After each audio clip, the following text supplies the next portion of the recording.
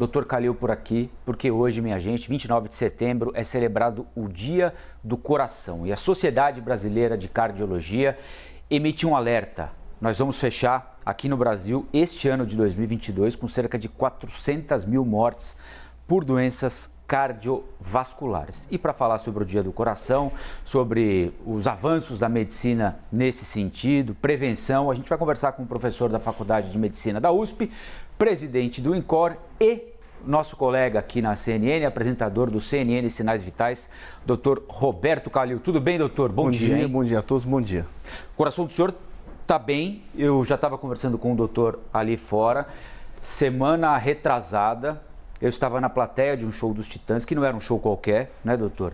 Era um show de comemoração de 40 anos da banda, lançamento de disco novo e volta de um dos artistas da banda, dos músicos, o Branco Melo, que foi operado de câncer, ou seja, era um show especial. Vejo o Dr. Kalil na plateia. Eis que em determinado momento somos todos surpreendidos pelo Dr. Roberto Kalil tocando saxofone com os Titãs. Você viu? Casa de shows absolutamente lotada. Eu imagino que o coração tenha passado por um teste interessante ali, né, doutor? Você gostou? Foi bem? Foi bem demais. Olha, o doutor parecia fundador dos Titãs ali, um desempenho no palco, um domínio do palco e uma, pelo menos, aparente tranquilidade. Eu fiquei nervoso na plateia. Bem aparente, estava bem nervoso. Mas tocou, foi muito legal. Enquanto houver sol, fez uma dedicação ao pessoal da saúde. Sim, os profissionais da saúde que lutaram tanto para essa pandemia, né? Profissionais da saúde que morreram, muitos, né? Perderam a vida cuidando dos pacientes, né? Então essa foi uma grande homenagem que os Titãs fizeram para os profissionais da saúde. E o senhor também. Toca saxofone muito bem, mas de frente daquele povo todo, confesso que foi melhor do que eu imaginado o desempenho. Agora, doutor, Dia do Coração, 400 mil mortes por ano aqui no Brasil, neste ano 400 mil mortes de vítimas de problemas cardíacos.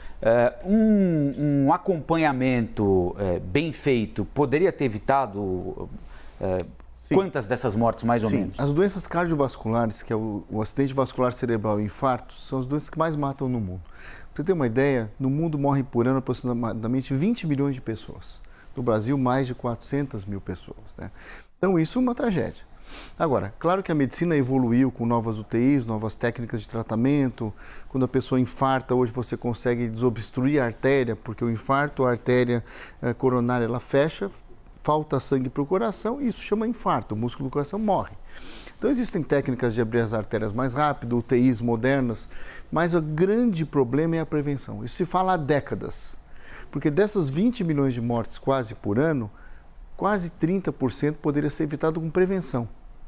Então isso se fala há décadas, mas não se faz, porque, por exemplo, os fatores de risco, a hipertensão arterial, pressão alta, o diabetes, o tabagismo, o cigarro, agora com a onda, apesar de ser ilegal, do cigarro eletrônico, que faz tão mal quanto o cigarro convencional, né, o colesterol alto, o sedentarismo. Então, tem vários fatores de risco que se sabe há décadas, mas, de uma maneira geral, as pessoas não se cuidam adequadamente. Além de avaliações clínicas rotineiras, a pessoa que tem algum desses fatores de risco. E aquele check-up básico, a que boa parte da nossa população pode ter acesso, inclusive no SUS, ele é o que a pessoa precisa para descobrir algum problema mais grave, doutor? Então, um exame de sangue, medição de colesterol, pressão, diabetes, eventualmente um eletro, um ultrassom, isso é mais ou menos o necessário para identificar algum problema? O necessário, se você for individualizar, quer dizer, a pessoa que tem, por exemplo, estou chutando, 40 anos de idade, mas o pai infartou cedo, o avô infartou, tem algum desses fatores de risco, essa pessoa tem que se cuidar antes, tem que fazer uma avaliação mais profunda. Mas, de uma maneira geral, quer dizer, um exame de sangue que você faz de rotina aí para qualquer avaliação clínica, ou mesmo quando você vai tirar a carteira de motorista, muitas pessoas descobrem hipertensão ali, na medição da pressão naquele momento, né? Então, de uma maneira geral, é você cuidar de colesterol, você fazer exercício, mas o básico, se você for falar em prevenção no sensu lato, é você fazer exercício, caminhar, né? E não é exercício que você precisa fazer 10 horas por dia, não. Você caminhando meia hora por dia, 5 vezes por semana, ou 4 vezes, é o que a Sociedade Americana e Brasileira de Cardiologia preconizam para a prevenção. uma dieta saudável e cuidar dos fatores de risco, não fumar. Quer dizer, isso se sabe há décadas, mas... difícil é executar. O difícil é executar. E aí você aumenta muito o risco dessa doença e essa mortalidade, veja, 400 mil, mais de 400 mil pessoas, é muito ruim. Muito ruim. Isso apesar da tecnologia evoluir no tratamento. Então, apesar de grandes avanços em tecnologia de tratamento, de medicações, você ainda tem 400 mil mortes no Brasil por ano. E dentro dessas 4 mil, doutor Kalil, tem alguma faixa em que há maior incidência de problemas cardíacos e fatais? Sim, você tem uma faixa aí, o homem acima de 50 anos de idade, mais ou menos, isso varia muito, né?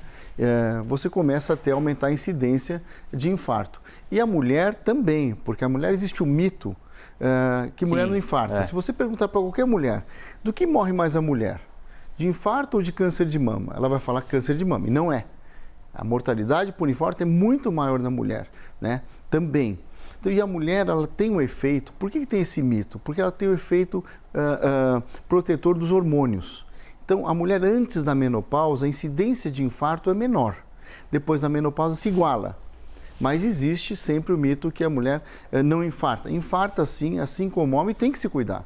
Claro que tem que fazer prevenção por câncer de mama. Eu só fiz uma comparação. Claro. Mas elas morrem mais de infarto do que câncer de mama.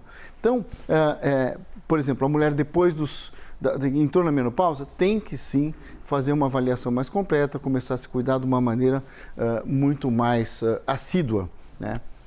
Assim como o homem. Só para a gente encerrar esse papo, doutor, tem alguns sinais que são aparentes, né? Por exemplo, quando a gente faz um exame de sangue, vê lá que o colesterol está muito alto, eventualmente quando há algum sintoma de pressão descontrolada, fica mais fácil da gente entender. Agora, existe algum sintoma que a gente não identifica com um problema cardíaco?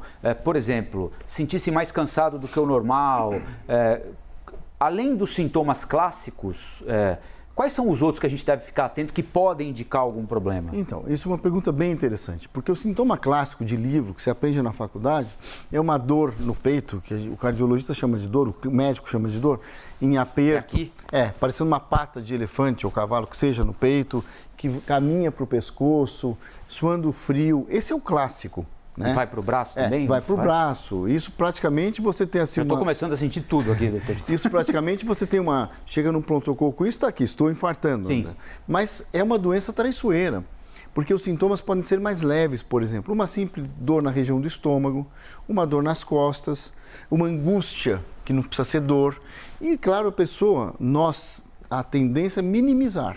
Então, se eu estou com uma angústia, tomei um aperto no peito, eu falo, não, eu estou estressado. Vai passar. Ou essa dorzinha, e é uma dor traiçoeira, um sintoma traiçoeiro, porque ele vai e volta. Sim. Então, se eu começo com uma dor nesta região do estômago, né? Por exemplo, eu estou tendo um infarto, por exemplo, ou estou com uma artéria obstruída, eu falo, bom, estou com uma dor no estômago, toma um copo d'água e passa, eu falo, bom, não era nada. Mas não é. É uma dor que pode voltar e aí a pessoa infarta. Então, sempre a orientação assim, qualquer sintoma estranho, procure atendimento médico. Procure o ambulatório, procure o posto de saúde, né? Qualquer sintoma diferente, porque nós conhecemos nosso corpo. Então, essa é claro que uma dor forte, com suando frio, desmaiando, você vai para o pronto-socorro de qualquer jeito. Mas sintomas leves, eu acho que é importante sempre ficar atento. Muito bom. Bom, nós conversamos aqui com o nosso colega, apresentador do CNN Sinais Vitais, uma das maiores autoridades médicas do mundo, o Dr. Roberto Kalil, aqui com a gente falando sobre o Dia Mundial do Coração.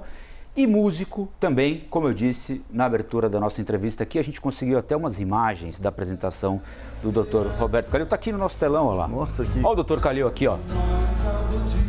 Sou eu, hein? Não é holograma, não.